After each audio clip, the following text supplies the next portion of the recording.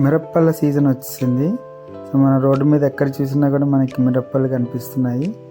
మనం పచ్చడి చేసేసుకుందాం.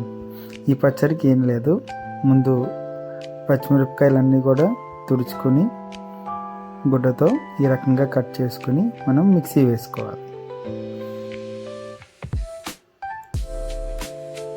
ఈ రకంగా మిక్సీ వేసుకున్నాక మనం దీన్ని అంతా కూడా ఒక బౌల్లోకి తీసుకోవాలి.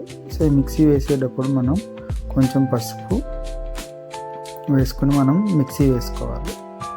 అలానే ఉప్పు కూడా కొంచెం వేసుకుని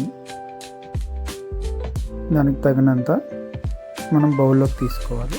అలాగే చింతపండు కూడా మనం తీసుకుని ఏదైతే మనం ఒక బౌల్లో ఒక డబ్బాలో తీసుకున్నామో అందులోకి మనం ఈ పచ్చడి వేసేసుకొని ఉంచుకోవాలి.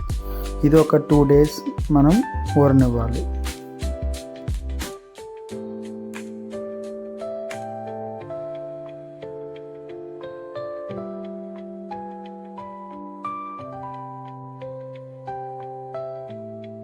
టూ డేస్ ఊరాక మనం పచ్చడిలోకి మెంతులు ఇలా వేయించుకోవాలి. అలానే ఇంకొకసారి మనం ఊరిన పచ్చడిని మళ్ళీ మిక్సీ వేసుకోవాలి ఈ రకంగా వచ్చేదాకా.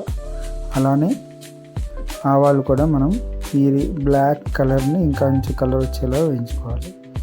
ఇప్పుడు ఆవాలు మెంతులు కలిపి మనం మిక్సీ వేసుకోవాలి. ఈ మిక్సీ వేసుకున్న మిశ్రమాన్ని మనం ఇప్పుడు పచ్చడిలో కలిపేసుకోవాలి.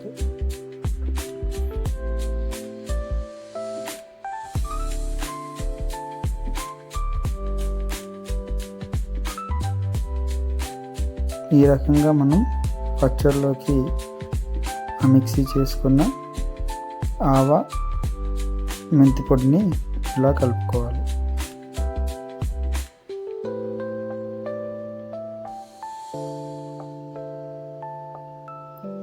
తర్వాత వేడివేడిగా కొంచెం నూనె కాచి పచ్చడిలో వేసుకుంటే మన మిరపకాయల పచ్చడి రెడీ.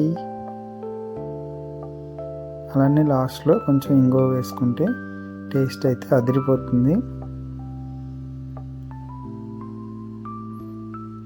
మీరు కనుక ట్రై చేస్తే కనుక ఖచ్చితంగా టేస్ట్ చేసి కామెంట్ చేయండి.